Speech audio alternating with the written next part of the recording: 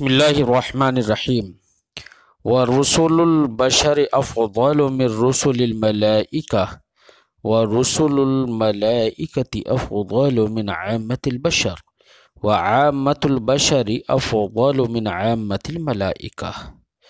الی آخر العبارہ۔ آج کے مسئلے میں،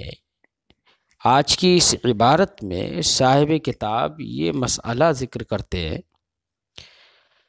کہ رسول البشر یعنی انسانوں کے جو رسول ہیں، مرسلین ہیں، یہاں پر محققین نے یہ فرمایا ہے کہ یہاں پر رسول سے مراد عام ہے، خواہ وہ انبیاء ہوں یا رسول ہوں، سب مراد ہیں۔ انسانوں کے جو رسول ہیں یا جو انبیاء ہیں انسانوں میں سے، وہ سب کے سب افضل ہیں رسول ملائکہ سے۔ رسول ملائکہ وہ فرشتے ہیں جو اللہ رب العزت کی بارگاہ سے وحی لیتے ہیں اور وہ دیگر تمام فرشتوں تک اس کو پہنچاتے ہیں۔ اور یہاں پر جو اس تفضیل کے مسئلے میں جو ملائکہ بولا گیا ہے، یہاں پر ملائکہ سے مراد آسمانی ملائکہ ہیں، زمینی ملائکہ مراد نہیں ہے، کیونکہ انبیاء علیہم الصلاۃ زمینی ملائکہ سے افضل ہیں،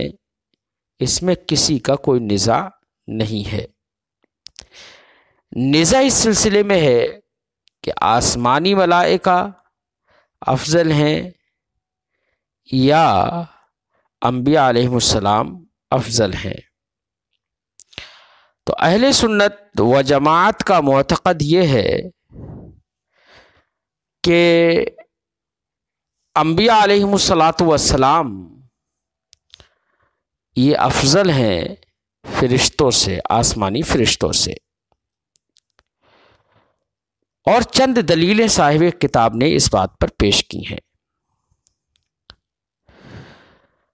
اور تھوڑی سی تفصیل بیان کر رہے ہیں صاحب شرح۔ فرماتے ہیں کہ یہاں پر چند مسئلے ہیں۔ ایک تو مسئلہ یہ ہے کہ انسانوں کے رسول یعنی انسانوں میں سے جو رسول ہیں وہ افضل ہیں رسول ملائکہ سے، اہل سنت کا ایک معتقد یہ ہے، اور رسول ملائکہ افضل ہیں عامۃ البشر سے۔ عامۃ البشر سے مراد یہاں پر انبیاء علیہم السلام کے ما سوا دیگر تمام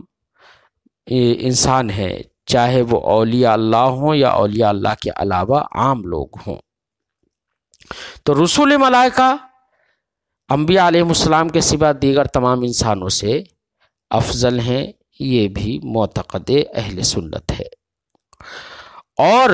وعامۃ البشر افضل من عامۃ الملائکہ، عامۃ البشر افضل ہے عام ملائکہ سے۔ اب ظاہر بات ہے کہ عامۃ البشر سے مراد فساق تو ہو نہیں سکتے کہ فساق افضل ہیں عام ملائکہ سے، کیونکہ ایک عام فرشتہ بھی ہوگا تو وہ امر رب سے خارج نہیں اور دور ہونے والا نہیں ہوگا، وہ تو امر الہی پر عمل کرنے ہی والا ہوگا۔ اور عام بشر میں اگر فاسق مراد ہو تو اب فاسق کا فرشتے سے جو کہ اپنے رب کے حکم سے نکل گیا، اس کا ایک فرشتے سے افضل ہونا نہ ہی عقلاً متصور ہے اور نہ ہی شرعاً متصور ہے۔ اس لیے یہاں پر عامۃ البشر افضل من عامۃ الملائکہ میں جو عامۃ البشر ہے اس کی تخصیص کرنا پڑے گی۔ ما عدل انبیاء مراد ہے اس سے، یعنی انبیاء علیہم السلام کے ما سوا جو مراد ہیں، یا یہ کہو کہ عامۃ البشر سے مراد یہاں پر وہ ہیں کہ جو فساق اور عام لوگ نہ ہوں بلکہ اولیاء اللہ اور صلحاء مراد ہے عامۃ البشر سے یہاں پر فرماتے وہ عامۃ البشر افضل من عامۃ الملائکہ یعنی انسانوں میں سے صلحاء اور اولیاء یہ افضل ہیں عام ملائکہ سے اما تفضیل رسول الملائکہ علی عامۃ البشر رہا یہ مسئلہ کہ رسول ملائکہ کو فضیلت دینا عامۃ البشر پر فبالاجماع عامۃ البشر پر یعنی انبیاء علیہ السلام کے ماں سے بعد دیگر لوگوں پر رسول ملائکہ کو فضیلت دینا یہ اس کی دلیل فرماتے ہیں بالاجماع تمام علماء اہل سنت کا مجتہدین کا اجماع ہے اس بات پر کہ رسول ملائکہ افضل ہیں انبیاء کی ماں سے بعد دیگر انسانوں سے بلکہ فرماتے ہیں بل بضرورہ بلکہ رسول ملائکہ کو عامۃ البشر سے افضل ماننا یہ ضروریات دینیہ سے ہے وَأَمَّا تَفْضِيلُ رُسُلِ الْبَشَرِ رہا رسول بشر کا افضل قرار دینا افضل ہونا کس پر علی رسول الملائکہ رسول ملائکہ پر یہ جو مسئلہ ہے وہ تو بالاجماع ہے کہ رسول ملائکہ افضل ہیں عامۃ البشر سے وہ بالاجماع مسئلہ ہے اس میں اختلاف نہیں ہے اور رہا یہ کہ رسول بشر رسول ملائکہ پر فضیلت رکھتے ہیں ایسے رسول بشر وہ عامۃ البشر عامۃ الملائکہ پر یعنی صلحاء اولیاء یہ عامۃ الملائکہ پر فضیلت رکھتے ہیں اور فضیلت کا معنی بھی یہاں پر زیادتی ثواب کا ہے یعنی فرشتوں کو ذاتی ثواب حاصل ہے اللہ کی بارگاہ میں تو ان کی رسول البشر کو ذاتی ثواب حاصل ہے یعنی فضیلت حاصل ہے رسول ملائکہ پر اور عامۃ البشر کو فضیلت حاصل ہے یعنی سب ذاتی ثواب حاصل ہے عامت ملائکہ پر تو اس کی دلیل اہل سنت و جماعت کے نزدیک تو یہی ہے کہ رسول بشر رسول ملائکہ سے افضل اور عامۃ البشر عامۃ الملائکہ سے افضل اس کی چند دلیل ہیں اہل سنت کے نزدیک جو صاحب شرح عقائد فبوجوہ سے ان دلیلوں کو پیش کر رہے ہیں انہی دو صورتوں میں معتزلہ وغیرہ کا اختلاف ہے انہوں نے فرشتوں کو افضل مانا انسانوں سے ان دونوں صورتوں میں اور انہوں نے کہا کہ رسول البشر سے رسول الملائکہ افضل ہیں اور عامۃ البشر سے یعنی صلحاء اور اولیاء سے عامۃ الملائکہ افضل ہیں ان کی بھی چند دلیلیں ہیں جن دلیلوں کو صاحب شرح عقائد آگے ذکر کریں گے اور ذکر کرنے کے بعد ان کا جواب بھی دیں گے فرماتے ہیں فَبِوُجُوهٍ تو چند دلیلیں ہیں ہماری پہلی دلیل یہ ہے ان اللہ تعالی امر الملائکۃ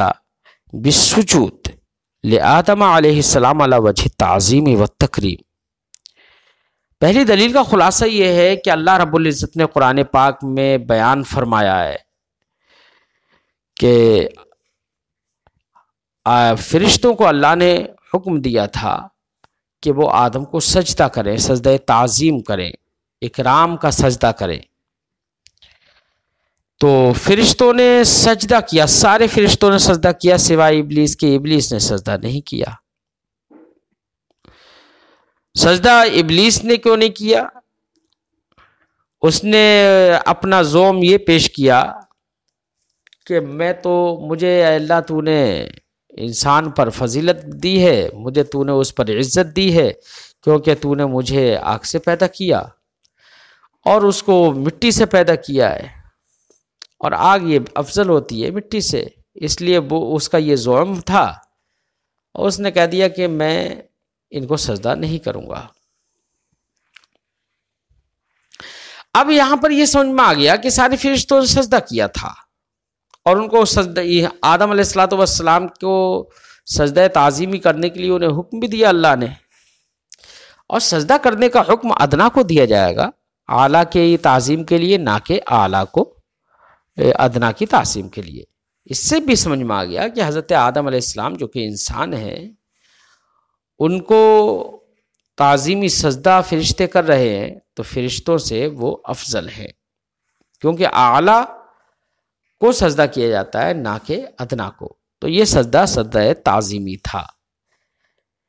ہمارے نبی صلی اللہ علیہ وسلم کی شریعت میں سجدہ تعظیمی بھی حرام ہے۔ فرماتے ہیں الاول، پہلی دلیل یہ ہے ان اللہ تعالی امر الملائکۃ بالسجود، اللہ تعالی نے فرشتوں کو آدم علیہ السلام کے سجدے کے لیے حکم دیا علی وجہ تعظیم، اور یہ سجدہ کس طور پر کرنے کا حکم دیا تھا؟ تعظیم کے طریقے پر اور تکریم کے طریقے پر، بدلیل قولہ تعالی، دلیل اس بات کی کہ سجدے کا حکم دیا، دلیل ہے اس بات کی اللہ رب العزت کا یہ فرمان، حکایتاً عن ابلیس، جو کہ فرمان اللہ کا ابلیس کی حکایت کرتے ہوئے ہے۔ کیا فرمایا اللہ نے؟ ارأیتک ھذا الذی کرمت علی وانا خیر منہ خلقتنی من نار وخلقتہ من طین، بھلا بتاؤ وہ جس کو تو مجھ پر فضیلت دے رہا ہے، مجھ پر عزت دے رہا ہے، یا جس کی مجھ سے تعظیم کروانا چاہتا ہے، وَأَنَا خَيْرٌ مِّنْهُ، جبکہ میں اس سے بہتر ہوں، خلقتنی من نار، تو نے مجھے آگ سے پیدا کیا ہے، وَخَلَقْتَهُ مِن طِينٍ، اور اس کو مٹی سے پیدا کیا ہے، تو بتاؤ میں سجدہ کروں گا؟ مجھ پر عزت دے رہا ہے۔ یہ شیطان نے کہا تھا، اللہ نے اس کی حکایت بیان فرما دی۔ وَمُقْتَضَى الْحِكْمَةِ الْأَمْرُ لِلْأَدْنَىٰ، لہذا یہ تو سمجھ میں آ گیا کہ فرشتوں کو حکم دیا، اذ قال ربک للملائکۃ اسجدوا لآدم فسجدوا الا ابلیس، ہے نا؟ تو مقتضی حکمت یہ ہے کہ الامر للادنیٰ بالسجود للاعلیٰ، کہ امر سجدہ کرنے کا حکم یہ ادنا کو ہوتا ہے، اعلیٰ کے لیے، دون العکس، اس کا الٹا نہیں ہوتا ہے۔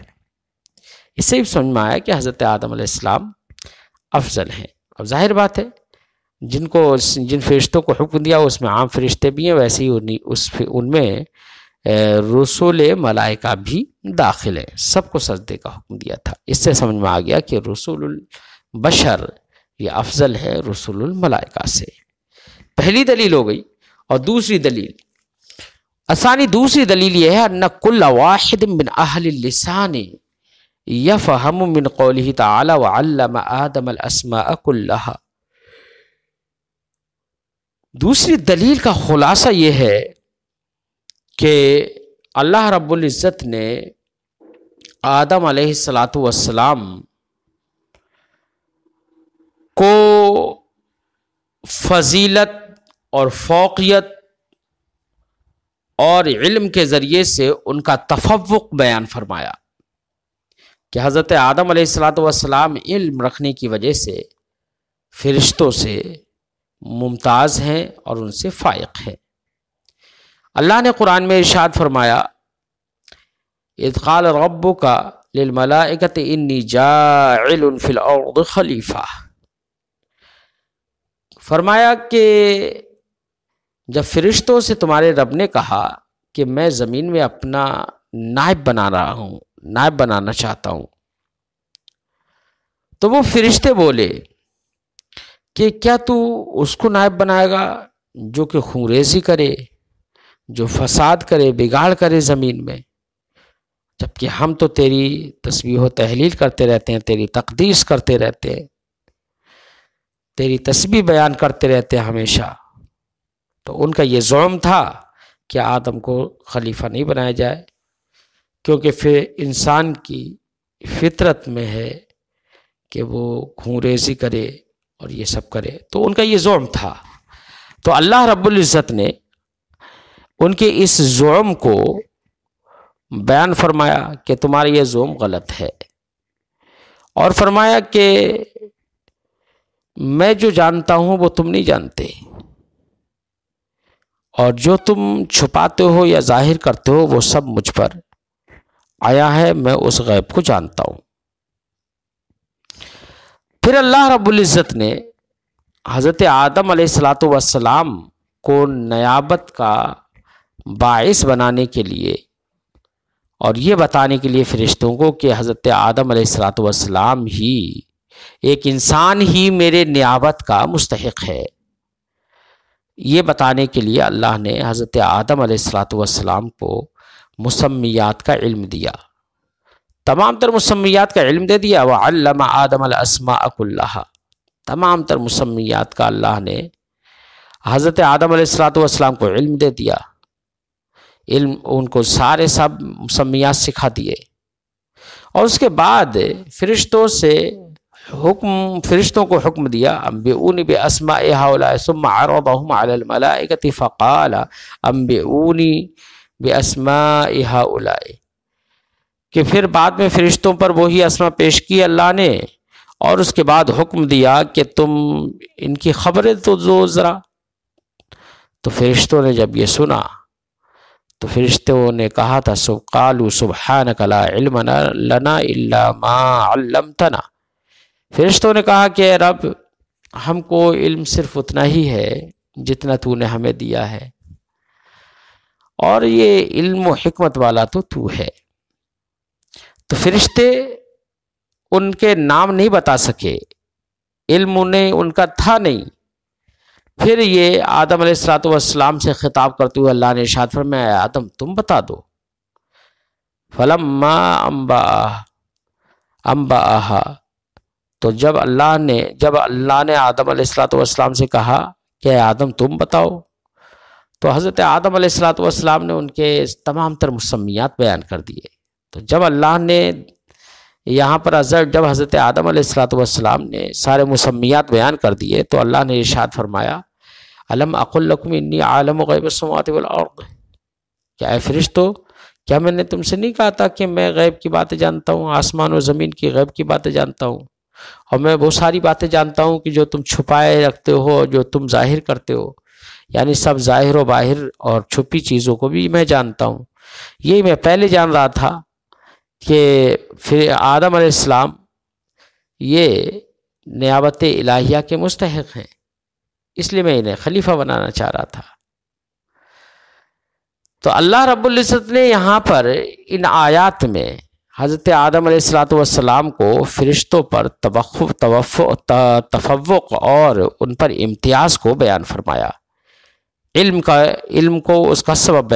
بیان کیا کہ علم کے باعث حضرت آدم علیہ السلام فرشتوں پر افضل ہیں۔ بہرحال سمجھ میں تو یہ آ گیا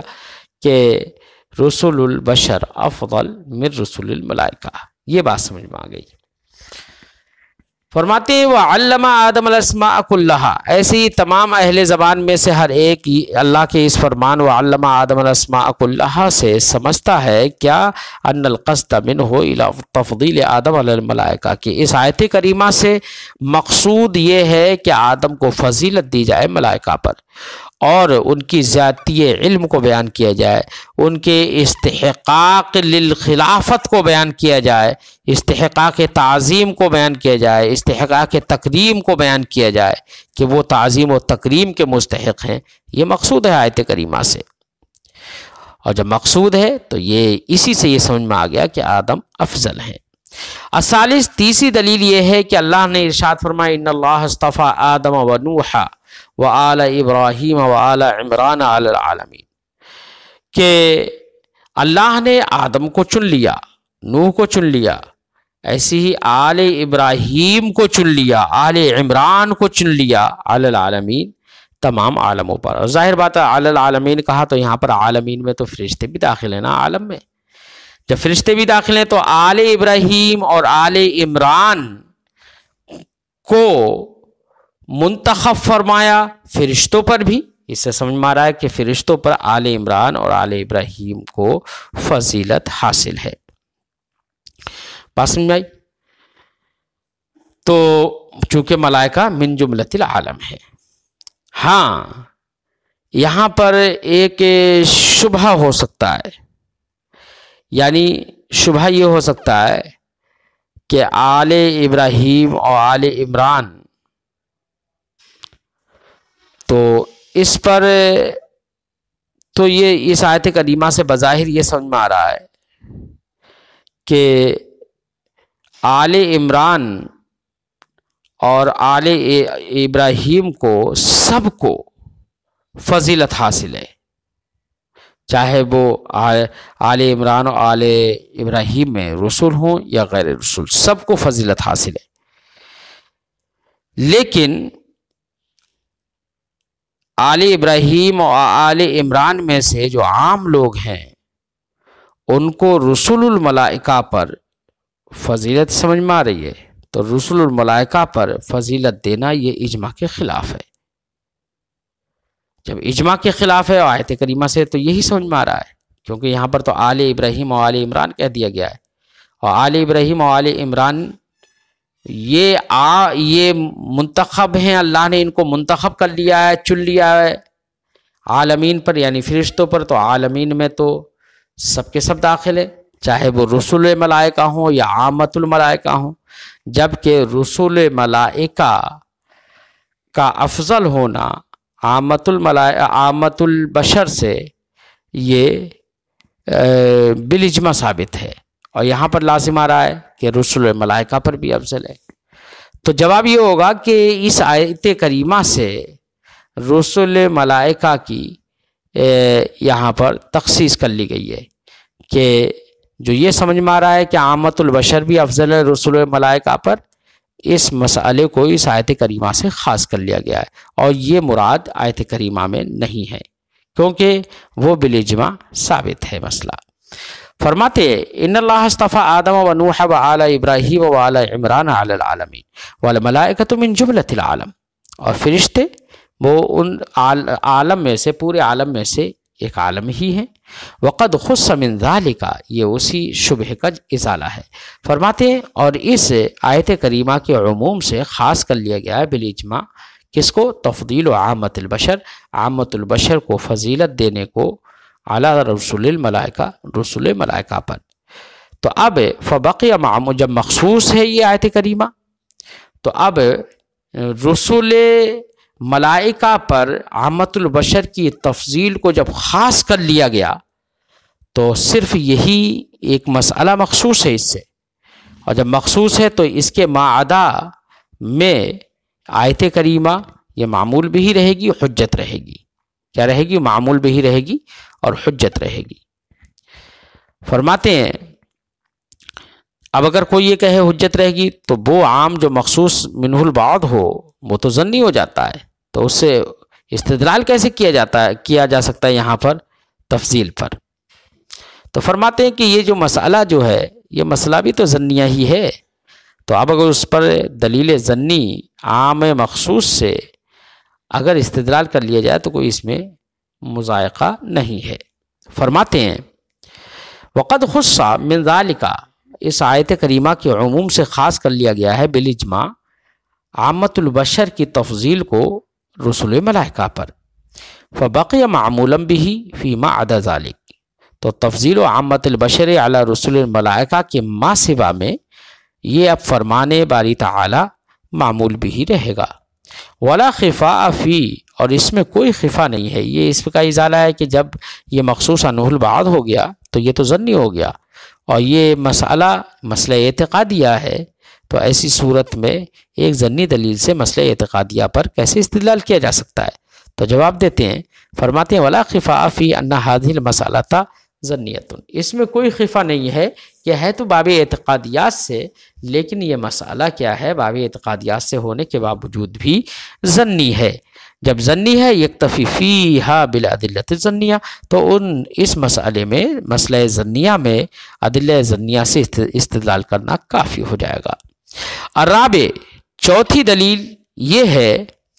کہ ان الانسان قد يحصل الفضائل او الکمالات العلمیہ والعملیہ مع وجود العوائق والموانع من الشہوۃ والغضب وصنوع الحاجات الضروریہ الشاغلہ عن اکتساب الکمالات، ولا شک ان العبادہ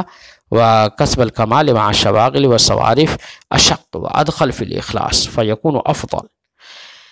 چوتھی دلیل کا خلاصہ یہ ہے کہ دیکھیے انسان اللہ کے بہت سارے اوامر و نواہی پر عمل کرتا ہے، برائیوں سے دور رہتا ہے اور بھلائیاں کرتا ہے، جبکہ انسان کو بھلائیاں کرنے سے بہت ساری رکاوٹیں ہیں۔ اس کا شہوت انسانی جو ہے وہ اس کے لیے بہت زیادہ مانع ہے۔ ایسے ہی بہت سارے نواحی سے وہ رکا رہتا ہے، جبکہ بہت ساری چاہتیں، خواہشیں نفس کے ساتھ لگی ہوئی ہیں۔ ان النفس لامارۃ بالسوء۔ تو اب جب انسان کے ساتھ یہ ساری خواہشات بھی ہیں، نفس انسانیہ بھی ہے، یہ نفس ہے، اس کے باوجود وہ بہت سارے فضائل و کمالات حاصل کر لیتا ہے۔ ظاہر بات ہے موانع کے ہوتے ہوئے فضائل و کمالات حاصل کرنا یہ نہایت دشوار امر ہے، اور دشوار امر کو اس کا مطلب وہ انجام دیتا ہے۔ اس کے برخلاف دشوار امر کو موانع اور شواغل کے ساتھ کسی امر کو کرنا یہ نہایت خلوص مند ہونے کی دلیل ہے۔ اس کا مطلب یہ ہے کہ انسان ایسے کمالات حاصل کر لیتا ہے تو نہایت ہی وہ اس کام کے کرنے میں مخلص ہے، اور جو مخلص ہو وہ افضل ہوتا ہے، یہ اس بات کی دلیل ہے۔ اس کے برخلاف فرشتے ہیں، اللہ نے ان کے اندر شہوتیں نہیں رکھی ہیں، نفس ان کے اندر نہیں رکھا ہے۔ جب نفس نہیں رکھا ہے تو وہ اگر بغیر نفس کے، بغیر کسی مانع کے اگر یہ سارے کام انجام دیتے ہیں، اس کی عبادت میں مشغول رہتے ہیں، تو چونکہ ان کے پاس نفس نہیں ہے، تقاضے نہیں ہے وہاں پر، اس لیے وہ موانع کے ساتھ یہ مشغول نہیں رہتے ہیں۔ ان فضائل و کمالات کو ان کے لیے جو یہ فضائل و کمالات حاصل ہیں وہ شواغل اور موانع کے ساتھ نہیں ہے۔ اس لیے یہاں پر ادخل فی الاخلاص وہ انسان کا فعل ہے، نہ کہ فرشتوں کا، اور جب انسان کا ہے تو انسان افضل ہوں گے ملائکہ سے۔ فرماتے ہیں چوتھی دلیل یہ ہے ان الانسان قد یحصل الفضائل، انسان کبھی بہت سارے فضائل، کمالات علمیہ، کمالات عملیہ حاصل کر لیتا ہے، مع وجود العوائق والموانع، جبکہ عوائق اور موانع اور بہت سارے رکاوٹیں اس کے لیے موجود ہوتی ہیں۔ من الشہوہ مثلاً کہ شہوت ہے، غضب ہے، اور بہت ساری حاجات ضروریہ ہیں جو اس کو الشاغلہ عن اکتساب الکمالات، جو اس کو روکتی ہیں، غافل کرتی ہیں کمالات کے اکتساب سے، اور پھر بھی وہ حاصل کر لیتا ہے۔ ولا شکا، اور کوئی شک نہیں ہے، ان العبادہ و کسب الکمال، کہ عبادت اور کسب کمال مع الشواغل والصوارف، شواغل اور صوارف کے باوجود، موانع اور چیزوں اور ان کمالات کو حاصل کرنے سے پھیرنے والے چیزوں کے باوجود، اشق، کوئی شک نہیں ہے کہ یہ عبادت و کسب کمال یہ زیادہ پریشان کن ہوتا ہے، اور ادخل فی الاخلاص ہوتا ہے۔ جب ادخل فی الاخلاص ہوتا ہے، اور یہ ادخل فی الاخلاص ہونا یہ کس میں پایا گیا؟ انسان میں، فیکون افضل، تو انسان کیا ہوگا؟ افضل ہوگا۔ وذهبت المعتزلة والفلاسفة وبعض الاشاعرة الى تفضيل الملائکہ، اور معتزلہ اور فلاسفہ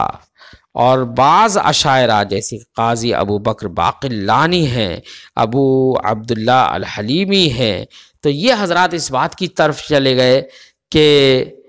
فرشتے افضل ہیں انسانوں سے۔ ان کی بھی چند دلیلیں، ان لوگوں نے یہ کہا، چند دلیلیں کیا ہیں؟ پہلی دلیل تو ان کی یہ ہے تمسکوا بوجوہ، انہوں نے چند دلیلوں سے استدلال کیا ہے۔ الاول، پہلی دلیل ان کی یہ ہے ان الملائکۃ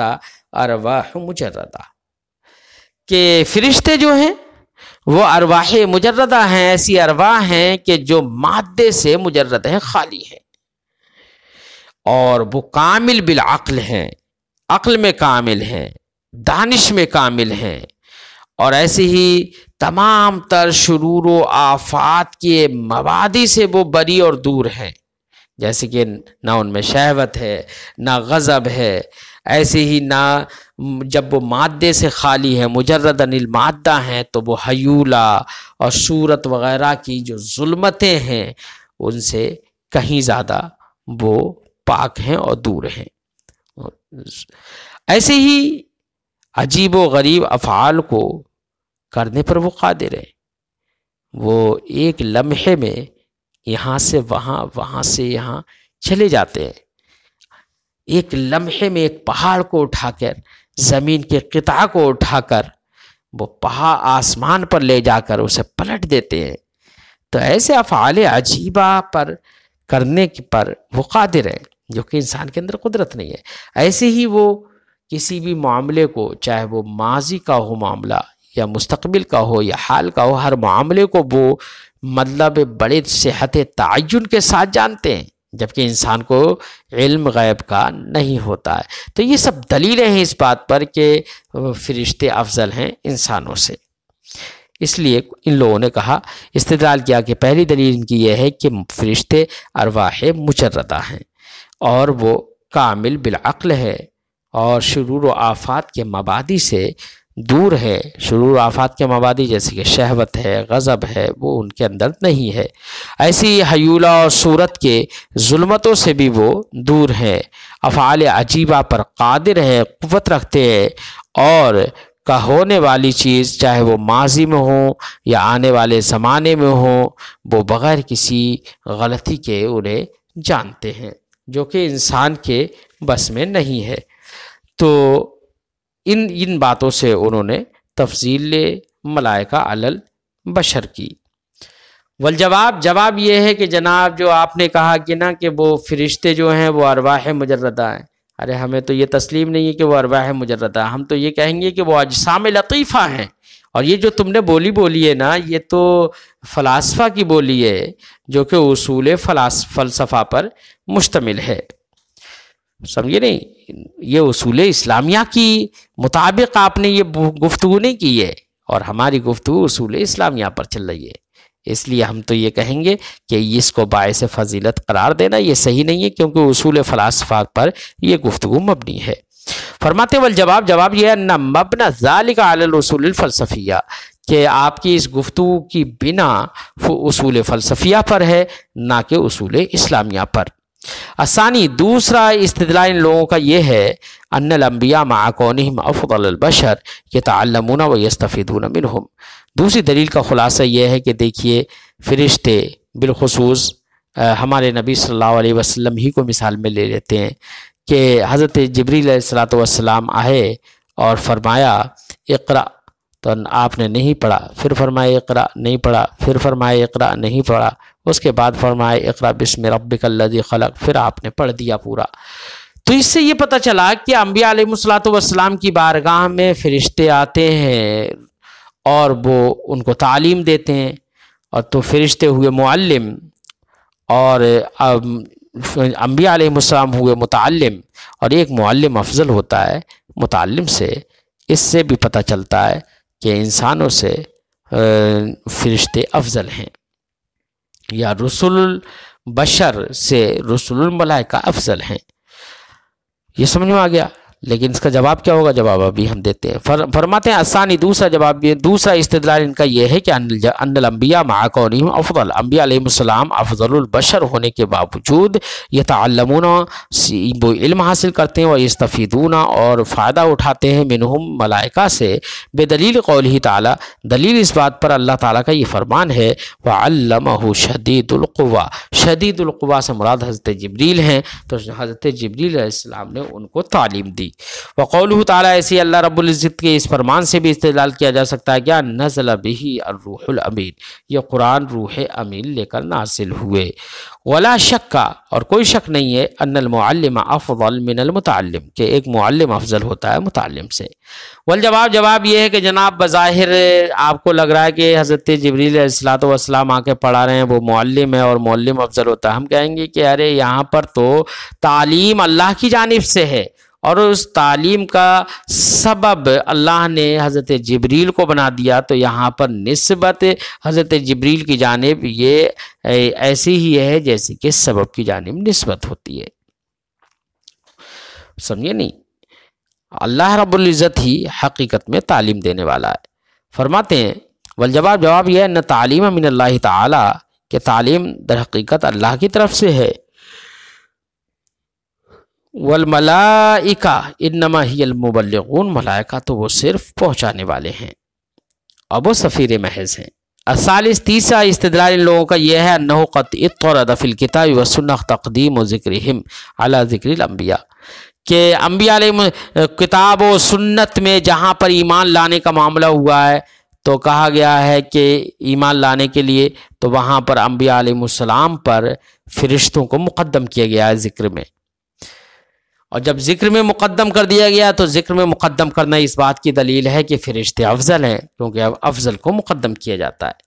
یہ ان کا استدلال ہے، اس کا بھی ابھی جواب دیتے ہیں۔ فرماتے تیسرا استدلال یہ ہے ان کا کہ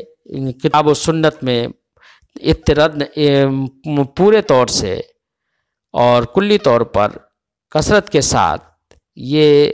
وارد ہے کیا تقدیم و ذکرہم، کہ وہ فرشتوں کا ذکر مقدم کر دیا گیا علی ذکر الانبیاء، انبیاء کے ذکر پر۔ آمنت باللہ و ملائکتہ و رسلہ، ہے نا۔ ایسے ہی فرماتے ہیں کہ انبیاء پر ان کے ذکر کو مقدم کر دیا گیا، وما ذالک الا لتقدم فی الشرف، اور یہ ان کا تقدم فی الذکر یہ نہیں ہے مگر اسی وجہ سے کہ فرشتوں کو تقدم فی الشرف اور تقدم فی الرتبہ حاصل ہے۔ والجواب، جواب یہ ہے ان ذالک لتقدم فی الوجود، اس کا مطلب یہ نہیں ہے کہ انبیاء علیہ السلام پر فرشتوں کو تقدم فی الشرف، تقدم فی الرتبہ حاصل ہے اس لیے ان کا ذکر پہلے ہو گیا ہے، اس کا مطلب یہ نہیں ہے، بلکہ اس کا مطلب یہ ہے کہ فرشتوں کے لیے تقدم فی الوجود حاصل ہے انسانوں پر، کیونکہ ان کو اللہ نے پہلے پیدا فرمایا ہے، تقدم فی الوجود حاصل۔ فرماتے ہیں اس لیے تقدم فی الوجود ان کو حاصل ہے، اللہ نے پہلے پیدا فرمایا ہے، اس لیے ذکر میں بھی پہلے ان کا ذکر کر دیا۔ اور ایک وجہ یہ بھی ہو سکتی ہے کہ فرشتوں کا جو وجود ہے وہ خفی تر ہے، وہ ہر ایک کو نظر نہیں آتے، تو اب ان پر ایمان لانا، خفی تر پر ایمان لانا، یہ زیادہ قوی ہوگا، اور جب زیادہ قوی ہوگا ایمان لانا تو ان پر ایمان کا ذکر، ایمان کے تناظر میں ان کا ذکر کرنا، یہ مقدم ذکر کو مقدم کرنا یہ اولا ہوگا، اس لیے ان کا ذکر مقدم ہے، اس لیے نہیں کہ وہ انبیاء علیہ السلام سے رتبہ و شرف میں مقدم ہے۔ فرماتے ہیں والجواب، جواب یہ ہے ان ذالک لتقدم فی الوجود، یہ ان کے وجود میں تقدم کی وجہ سے ہے، اور لأن وجودہم اخفا، اور یا اس وجہ سے کہ ان کا وجود خفی تر ہے، فالایمان بہم اقوی، تو ان پر ایمان لانا قوی تر ہے، وبالتقدیم اولا، اور ان کو مقدم کرنا یہ اولا ہوگا۔ الرابع، چوتھی دلیل یہ ہے ان لوگوں کی، استدلال چوتھا ان کا یہ ہے کہ اللہ نے ارشاد فرمایا لن یستنکف المسیح ان یکون عبدا للہ ولا الملائکۃ المقربون، کہ مسیح اس کو برا نہیں سمجھتے کہ وہ اللہ کے بندے ہوں، اور نہ ہی ملائکہ مقربون اس کو برا سمجھتے ہیں۔ اب یہاں پر پہلے کہا لن یستنکف المسیح، مسیح کا ذکر پہلے کیا، اس کے بعد کہا ولا الملائکۃ المقربون، تو اس کا مطلب یہ ہے اہل زبان اس قول سے ملائکہ کی افضلیت کو سمجھتے ہیں، یہ لوگ کہتے ہیں کہ عیسیٰ علیہ السلام سے ملائکہ افضل ہیں، اور ظاہر بات ہے کہ ایک نبی سے افضل ہیں اگر ملائکہ، تو تفریق کا تو قول بالاجماع کسی نے نہیں کیا ہے، تو جب حضرت عیسیٰ علیہ السلام سے افضل ہونا سمجھ میں آ گیا اس آیت کریمہ سے فرشتوں کا، تو دیگر انبیاء علیہ السلام سے بھی افضل ہونا سمجھ میں آ جائے گا۔ بات سمجھ آئی؟ اب افضل ہونا کیسے سمجھ میں آیا؟ اس لیے کہ قیاس اور عقل یہ کہتی ہے کہ ترقی من الادنی الی الاعلی ہوتی ہے، نہ کہ ترقی من الاعلی الی الادنی، اور یہاں پر ترقی من الادنی الی الاعلی ہے، تو یہاں پر یہی فرمایا لن یستنکف المسیح، مسیح کو برا نہیں لگتا ہے کہ وہ اللہ کے بندے ہوں، تو ادنا ہے یہ، تو آگے فرمایا گیا ولا الملائکۃ المقربون، اور ملائکہ مقربون جو کہ اعلیٰ ہے ان کو بھی برا نہیں لگتا ہے، تو عیسیٰ علیہ السلام جو کہ ادنا ہے ان کو برا کیوں لگے گا؟ اب یہاں سے اس آیت کریمہ سے یہ سمجھ میں آیا کہ فرشتے افضل ہیں حضرت عیسیٰ علیہ السلام سے، اور چونکہ فصل کا قائل کوئی ہے نہیں تو حضرت عیسیٰ علیہ السلام پر جب افضل ہوئے تو دیگر پر بھی افضل ہوں گے۔ بات سمجھ میں آ گئی ہوگی۔ فرماتے ہیں چوتھی دلیل ان کی یہ ہے کہ اللہ نے فرمایا لن یستنکف المسیح ان یکون عبدا للہ ولا الملائکۃ المقربون، فإن اہل اللسان یفہمون من ذلک افضلیت الملائکہ، کیونکہ اہل لسان اس جیسے طرز بیان سے افضلیت ملائکہ سمجھتے ہیں۔ کس سے افضل ہونا؟ من عیسیٰ علیہ السلام، عیسیٰ علیہ السلام سے افضل ہونا فرشتوں کا سمجھتے ہیں۔ اذ القیاس فی مثلہ الترقی من الادنی الی الاعلی، کیونکہ اس جیسے بیان میں یا اس جیسے انداز میں یا اس جیسے ذکر میں ترقی ادنا سے اعلیٰ کی طرف ہوتی ہے۔ یقال کہا جاتا ہے لا یستنکف من ھذا الامر الوزیر ولا السلطان، یہ کہا جاتا ہے کہ اس امر کو تو برا وزیر نہیں سمجھتا، ارے وزیر نہیں بلکہ اس کو تو برا سلطان بھی نہیں سمجھتا ہے، تو ادنا سے اعلیٰ کی طرف ترقی ہوئی۔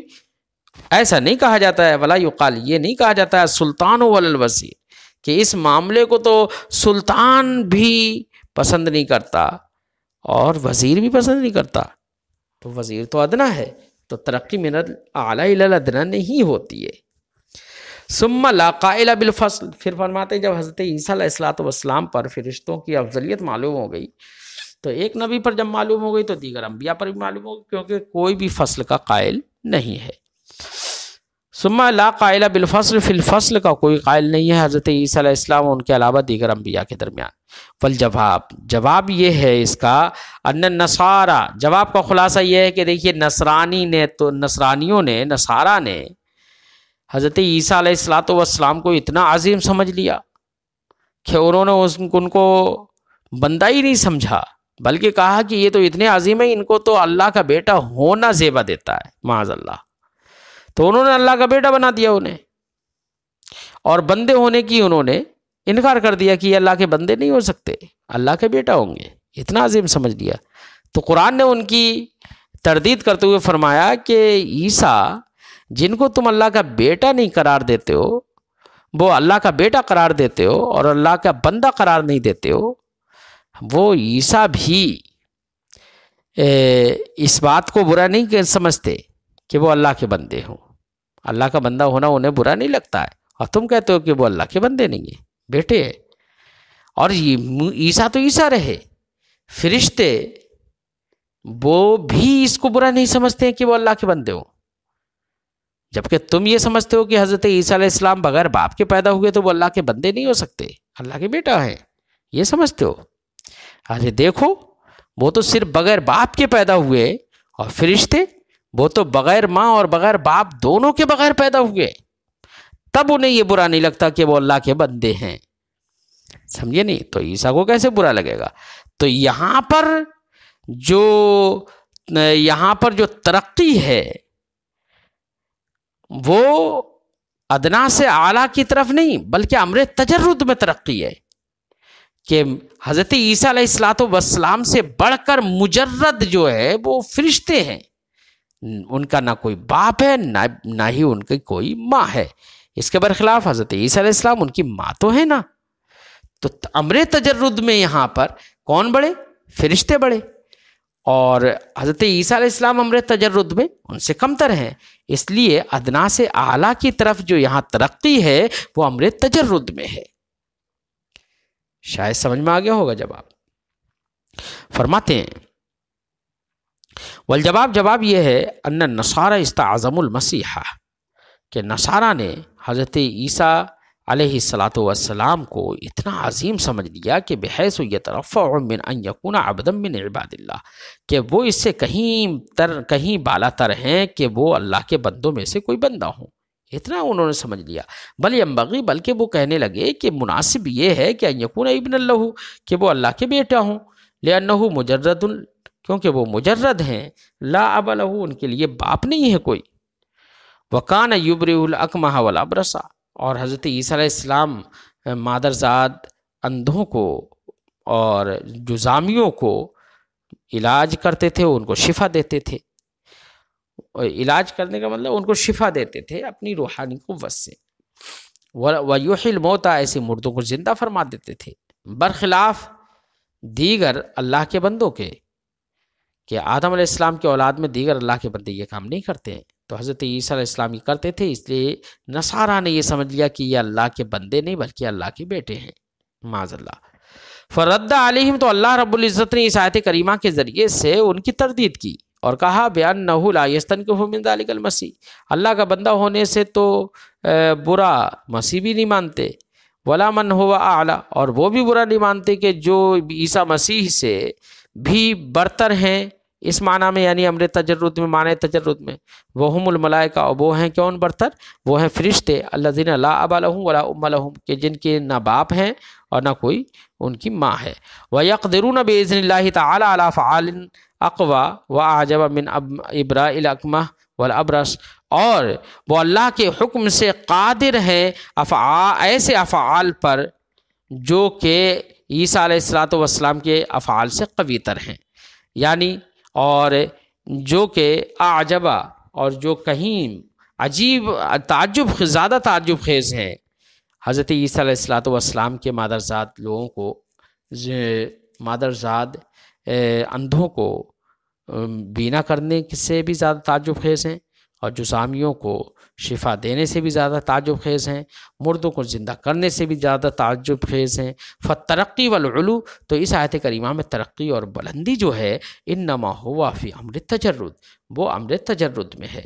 اور آثار قویہ کے اظہار میں ہے، لا فی مطلق الکمال والشرف، نہ کہ مطلق کمال اور شرف میں۔ رہا مطلق کمال اور شرف، وہ حضرت عیسیٰ علیہ السلام کو حاصل ہے۔ فلا دلالت علی افضلیت الملائکہ، لہذا اس آیت کریمہ میں فرشتوں کی افضلیت پر دلالت نہیں ہوئی۔ واللہ سبحانہ تعالی اعلم بالصواب، ہم نے تو اپنی بات پوری بیان کر دی، اور باقی اللہ رب العزت زیادہ بہتر جانتا ہے۔ وَإِلَيْهِ الْمَرْجِعُ وَالْمَآبُ، اور اسی کی طرف ہمارا رجوع ہے۔ السلام علیکم ورحمۃ اللہ تعالی وبرکاتہ۔